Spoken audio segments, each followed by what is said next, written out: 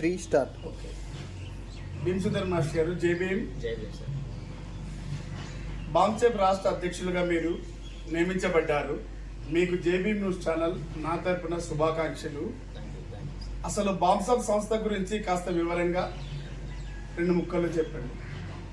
Okay sir. ముందుగా మీరు నా ఇంటర్వ్యూ తీసుకోవాలని అనుకోవడం నాకు సంతోషకరం. ఎందుకంటే బాంసెప్ సంస్థ ప్రజాబాహుళ్యంలోకి మీ మీడియా ద్వారానే వెళ్ళాల్సినటువంటి అవసరం ఉంది. సో బాంసెప్ అంటే all India backward and minority communities employees federation. So ఇది ఉద్యోగస్తులతో ఏర్పడినటువంటి సంస్థ అయినప్పటికీ ఇది ఉద్యోగస్తుల యొక్క వెల్ఫేర్ గురించి పనిచేసే సంస్థ కాదు. ప్రధానంగా బాంసెప్ అనేది మిగతా సంఘంలా కాకుండా ఇది ఉద్యోగస్తులతో ఏర్పడినటువంటి సంఘం అయినప్పటికీ ఉద్యోగస్తులకి ఇంక్రిమెంట్ రాలేదనో లేదా ప్రమోషన్ రాలేదని చెప్పి పోరాటం చేసే సంస్థ కాదు.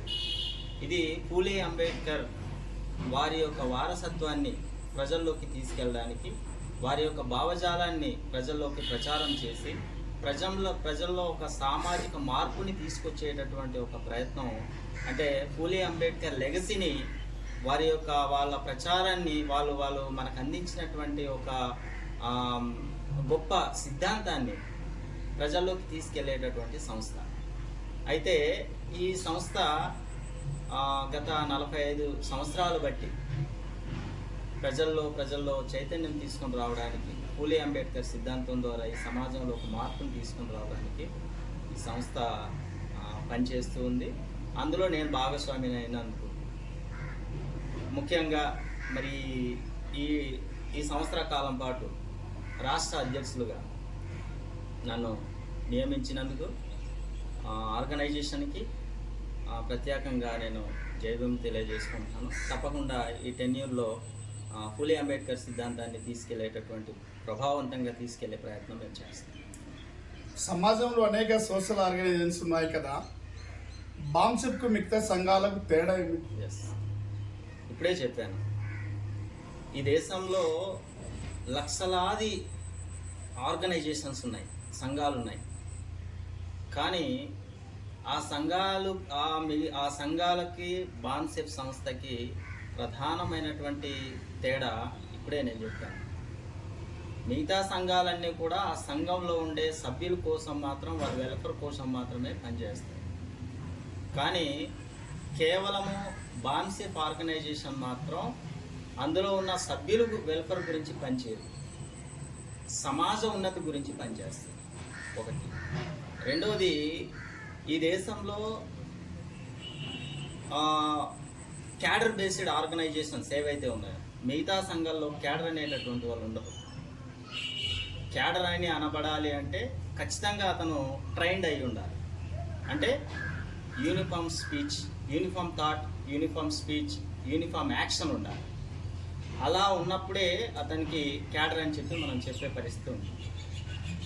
మరి దేశంలో 3 ఆర్గనైజేషన్ మాత్రమే క్యాడర్ ఉంది.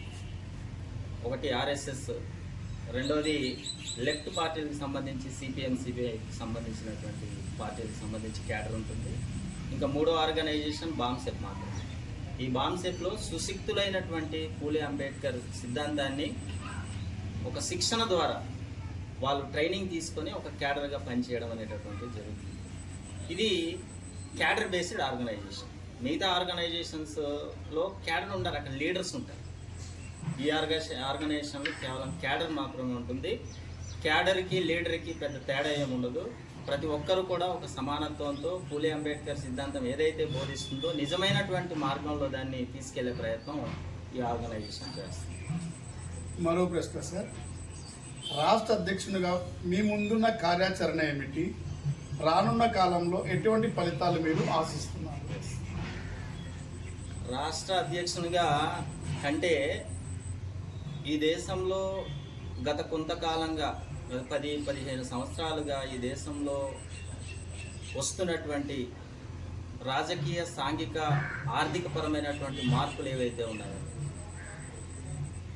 దాన్ని అన్ని ఆర్గనైజేషన్స్ కంటే ఈ దేశంలో ఉండే మూల నివాసి బహుజనులు ఎవరైతే ఉన్నారో వాళ్ళకి సంబంధించినంత వరకు, వాళ్ళకి సంబంధించినటువంటి చట్టాల్లో కానీ, వాళ్ళకి సంబంధించినటువంటి విధానపరమైనటువంటి నిర్ణయాలు కానివ్వండి, ప్రభుత్వాలు తీసుకునే ముందే బామ్సెప్ ఆర్గనైజేషన్ ముందుగానే ఊహించి, ముందుగానే పసిగట్టేటటువంటి ఒక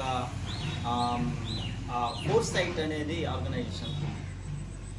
రాజ్యాంగం మీద పాలకులు చేస్తున్నటువంటి దాడిని ముందుగానే పసిగట్టి 2018లోనే BS4 అనేటటువంటి ఒక కార్యక్రమాన్ని ముందుకు తీసుకుని రావడం జరిగింది. రాష్ట్ర కార్యదర్శిగా, రాష్ట్ర అధ్యక్షునిగా బామ్సెప్ ఆర్గనైజేషన్ సెంట్రల్ ఎగ్జిక్యూటివ్ కమిటీ ఏదైతే నిర్ణయించి పంపించిందో, అంటే BS4 అంటే ఇంకేదో అనుకుంటారు. BS4 అంటే భారతీయ సంవిధాన్, సమ్మాన్, సురక్ష, సగర్, అంటే భారతీయ రాజ్యాంగాన్ని రక్షించుకోవాలి, భారత రాజ్యాంగాన్ని గౌరవించాలి, భారత రాజ్యాంగాన్ని ప్రచారం చేయాలి అనేటటువంటి ఒక నినాదంతో BS4 అనేటటువంటి programme. BS4 door to door అంటే ప్రతి ఇంటి గడప గడపకి భారత రాజ్యాంగాన్ని ప్రచారం చేసేటటువంటి ఒక కార్యక్రమం ఇది. ఈ కార్యక్రమాన్ని 2018 నుంచి ప్రజల్లోకి తీసుకెళ్తుంది. తత్ఫలితంగా ఈరోజు మనం చూస్తున్నాం, దేశంలో రాజకీయ పక్షాలు కానివ్వండి, లేదా ప్రజా సంఘాలు కానివ్వండి, లేదా ఇతర ఆర్గనైజేషన్స్ ఏవైనా కానివ్వండి, రాజ్యాంగం గురించి మాట్లాడే పరిస్థితి వచ్చింది అంటే అది బామ్సెప్ ఆర్గనైజేషన్ చేసినటువంటి ఈ ప్రచారంలో ఇంపాక్ట్, ఈ ప్రచారం తాలూకు ఇంపాక్ట్ అని చెప్పి గట్టిగా చెప్పొచ్చు. ఇదే ప్రోగ్రామ్ని భవిష్యత్తులో కూడా మరి మేము ముందుకు తీసుకెళ్తున్నాం. మరి వచ్చే ఆగస్టు 2వ వారంలో పాడేరులో ఒక BS4కి సంబంధించినటువంటి ఒక సదస్సును మేము నిర్వహించబోతున్నాం. కాబట్టి ఈ సదస్సులో ఖచ్చితంగా పూలే అంబేద్కర్ కృషి ఫలితంగా, వాళ్ళ త్యాగాల ఫలితంగా లబ్ధి పొందుతున్నటువంటి ప్రతి ఒక్కరు కూడా, అంటే రాజ్యాంగం ద్వారా లబ్ధి పొందుతున్నటువంటి ప్రతి ఒక్కరు కూడా దాంట్లో పాల్గొవలసినటువంటి అవసరం ఉంది. రాజ్యాంగం గురించి అవగాహన పెంచుకోవాల్సినటువంటి అవసరం ఉంది. ప్రతి ఒక్కరు కూడా రాజ్యాంగమే రక్ష అనేటటువంటి ఒక సెన్స్ని ప్రజలందరిలోకి తీసుకెళ్లేటటువంటి ప్రయత్నం మేము ఖచ్చితంగా చేస్తాం.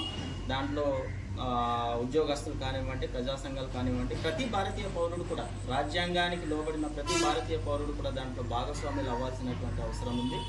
కాబట్టి రాజ్యాంగం నా ఆత్మగౌరవం అనేటటువంటి ఈ నినాదం ఏదైతే ఉందో అది ప్రతి పౌరుల్లో కూడా దాన్ని మనం తీసుకెళ్లాల్సినటువంటి బాధ్యత మనందరి మీద ఉంది. కాబట్టి బామ్సెప్ చేపడుతున్నటువంటి కార్యక్రమంలో అందరూ భాగస్వాములు అవ్వాలని చెప్పి ఈ సందర్భంగా మీ ఛానల్ ద్వారా మరో మాట, భారతదేశంలో భారత రాజ్యాంగం ప్రకారంగా షెడ్యూల్ ప్రాంతంలో భారత రాజ్యాంగం కొన్ని హక్కులు, చట్టాలు లిఖించబడింది. కానీ నేటి పాలక ప్రభుత్వాలు హక్కులు, చట్టాలు వారు చేయలేక ఉన్నత న్యాయస్థానాల ద్వారా రద్దు చేస్తున్నారు.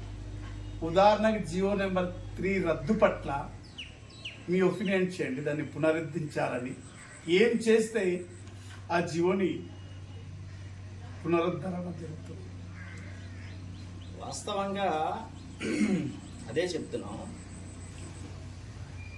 ఈ షెడ్యూల్ ప్రాంతంలో ఉండేటటువంటి ట్రైబ్స్ ఎవరైతే ఉన్నారో వాళ్ళకు కల్పించబడినటువంటి, రాజ్యాంగబద్ధంగా కల్పించబడినటువంటి హక్కులు కానివ్వండి, చట్టాలు కానివ్వండి, జీవోలు కానివ్వండి, అవి రోజు రోజుకి దాన్ని నీరుగార్చడం లేదా రద్దు చేయడం అనేటటువంటిది మనం చూస్తున్నాం. అందులో భాగంగానే జీవో నంబర్ 3 ఏదైతే ఉందో, జీవో నంబర్ 3ని సుప్రీంకోర్టు ద్వారా అది కొట్టివేసేలాగా పాలక పక్షాలు ఎవరైతే ఉన్నారో వాళ్ళే ఇండైరెక్ట్గా వాళ్ళ కుట్ర మనకు కనబడుతుంది. అయితే జీవో నంబర్ 3 అనేటటువంటిది జనరల్ రిజర్వేషన్లో భాగంగా ఆర్టికల్ 16(4) ప్రకారంగా మనకు వచ్చినటువంటిది కాదు. ఈ విషయాన్ని పాలకులు అర్థం చేసుకోవాలి.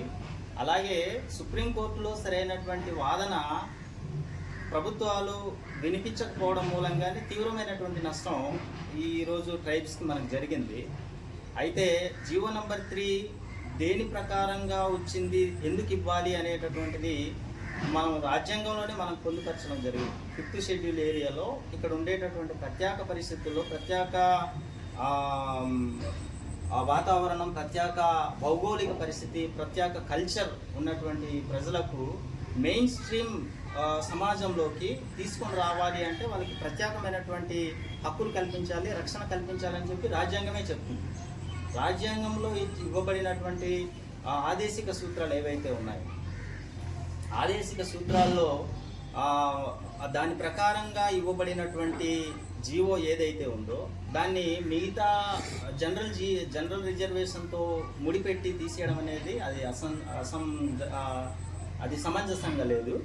ఖచ్చితంగా దీని మీద ఒక ఆర్డినెన్స్ తీసుకొని వచ్చి, ఎందుకంటే ఈ షెడ్యూల్ ఏరియాలో మనకు గవర్నర్ కంట్రోల్లో ఉంటుంది. గవర్నర్ తను చట్టాలు చేయవచ్చు, చట్టాలని రూపొందించేటటువంటి పరిస్థితి ఉంటుంది. కాబట్టి ప్రత్యేకమైనటువంటి ఒక ఆర్డినెన్స్ తీసుకొని వచ్చి ఆ జీవో నంబర్ 3 స్థానంలోనే మరొక కొత్త ఆర్డినెన్స్తో తీసుకొని వచ్చి ఇక్కడ ఉండేటటువంటి ట్రైబల్ ఎడ్యుకేటెడ్స్ ఎవరైతే ఉన్నారో వాళ్ళకి ఉపాధి, ఉద్యోగ అవకాశాలు కల్పించేటటువంటి చర్యలు ప్రభుత్వం తీసుకోవాలి. ఖచ్చితంగా రాజ్యాంగబద్ధంగా ఉన్నటువంటి హక్కు ప్రకారంగానే ఆదేశిక సూత్రాలు ఏవైతే చెప్తుందో ఆర్టికల్ 46 మనకేం చెప్తుందో దాని ప్రకారంగా ప్రత్యేకమైనటువంటి ఇక్కడ ప్రొవిజన్స్ మనకు కల్పించేటటువంటి ఆదేశాన్ని రాజ్యాంగమే ఇస్తుంది. మరి పాలకులు అమలు చేయాలి కదా. అది చేసినప్పుడు ఖచ్చితంగా మనకు ఈ ప్రాబ్లం మనకు సాల్వ్ అవుతుందని చెప్పి నేను అనుకుంటున్నాను. Thank you. చివరకు లాస్ట్ ప్రశ్న, ప్రజలకు మీరు మా జేబీ న్యూస్ ఛానల్ ద్వారా చెప్పదలుచుకున్నది? ఫైనల్గా నేను ఇదే చెప్తున్నానండి, బామ్సేఫ్ ఆర్గనైజేషను రాజ్యాంగం గురించి ప్రచారం చేసేటటువంటి పనులు చాలా బిజీగా ఉంది. గత 7 సంవత్సరాల కాలం పాటు డిఎస్ఓ ప్రోగ్రామ్ని తీసుకెళ్తూ ఉంది. ఇందులో రాజ్యాంగ ఫలాలు అందుకున్నటువంటి ప్రతి ఒక్కరు కూడా రాజ్యాంగాన్ని గౌరవించేటటువంటి నా బాధ్యత తీసుకోండి, రాజ్యాంగాన్ని రక్షించుకునేటటువంటి బాధ్యత తీసుకోవాలి, రాజ్యాంగాన్ని ప్రచారం చేసుకునేటటువంటి బాధ్యత తీసుకోవాలి. అది ప్రతి పౌరుడి యొక్క మినిమం డ్యూటీ అది. ఎందుకంటే మనం పొందుతున్నటువంటి హక్కులు, సౌకర్యాలు, ఈ హోదా ఇదంతా కూడా రాజ్యాంగం మూలంగానే మనకు వచ్చింది. మరి ఆ రాజ్యాంగం మీద పాలకులు దాడి చేస్తున్నప్పుడు రాజ్యాంగ మూల సూత్రాల మీద ప్రత్యక్షంగా వాళ్ళు వెనుపోటు పొడిచినప్పుడు మరి అన్ని హక్కులు కల్పిస్తున్నటువంటి రాజ్యాంగం మీద దాడి జరుగుతున్నప్పుడు మనం స్పందించకపోతే మనము కృతజ్ఞత ఉన్న వాళ్ళుగా మనకు ఎలా అనుకుంటారు? ఖచ్చితంగా రాజ్యాంగ ఫలాలను అందుకుంటున్నటువంటి ప్రతి ఉద్యోగస్తుడు, ప్రతి విద్యార్థి, ప్రతి పౌరుడు కూడా రాజ్యాంగాన్ని కాపాడుకోవాల్సినటువంటి అవసరం ఉంది. లేదంటే ఇప్పుడు అనుభవిస్తున్నటువంటి ఈ హక్కులు ఏవైతే ఉన్నాయో మరి కొద్ది రోజుల్లో అది మాయమైపోయేటటువంటి పరిస్థితి ఉంది. మన భవిష్యత్ తరాలకి ఆ హక్కులు అందించేటటువంటి పరిస్థితి మనకు లేకపోగా మనం ఈరోజు రాజ్యాంగం గురించి పాటు పడకపోతే చరిత్రహీనులుగా మిగిలిపోవడం ఖాయం. ఖచ్చితంగా మన చరిత్రలో మనకంటూ ఈ తరానికి ఒక బాధ్యత ఉంది. కాబట్టి చరిత్రలో మనం మిగిలాలి అంటే, భావి తరాలకు రాజ్యాంగ ఫలాలు అందించాలంటే ఈ ప్రోగ్రాంలో మనం భాగస్వాములు అవ్వాల్సి ఉంది. ఈ ఛానల్ ద్వారా ప్రజలందరికీ నేను మనవి చేసుకునేది ఏంటంటే, ఖచ్చితంగా ఈ BS4 ప్రోగ్రామ్ ఏదైతే ఉందో ఆ ప్రోగ్రాంలో బామ్సెట్ నిర్వహిస్తున్నటువంటి ప్రోగ్రాంలో ప్రతి ఒక్కరు కూడా భాగస్వాములు అవ్వాల్సినటువంటి అవసరం ఉంది. మీ సంఘాలతో, మీ కులాలతో, మీ మతాలతో సంబంధం లేకుండా రాజ్యాంగం నా గర్వకారణం అనేటటువంటి ఒక నినాదంతో ముందుకెళ్తున్నటువంటి కార్యక్రమంలో మీరంతా పార్టిసిపేట్ చేయాలని చెప్పి ఈ చైతన్యం ప్రజల్లో రగిలించినట్టయితే ప్రజలే ఈ రాజ్యాంగాన్ని రక్షించుకుంటారు, వేరే ఎవరు రావక్కర్లేదు.